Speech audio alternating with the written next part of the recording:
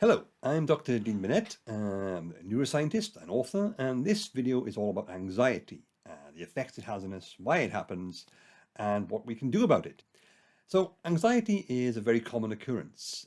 It's almost like a default state of the human brain in many ways because over the many millions of years of evolution that our brains have gone through to get to this point, they have developed a very sophisticated threat detection system whereby anything that presents a possible danger or threat to us triggers this system and releases a stress response and an anxious reaction in our brains. So our brains are technically hardwired to look for things to worry about.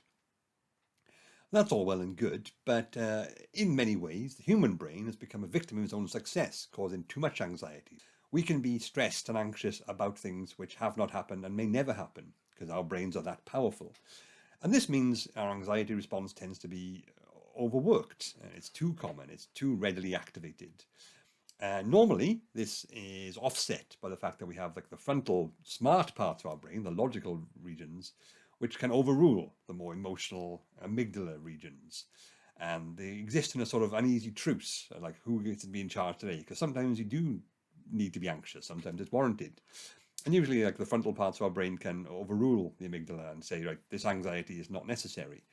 But in some cases, the balance can shift too far. We can become anxious all the time. The amygdala gets too powerful, overrules like the frontal parts of our brain, and we experience fear at things which make no sense or which like at nothing. We can just be general low-level anxious for undetermined reasons. So what can you do about this? It is unhelpful. It's sort of like a smoke alarm, useful in theory or objectively, but a smoke alarm's going off all the time. It becomes stressful, annoying, disruptive. And that's what's happening when you have like a chronic anxiety condition.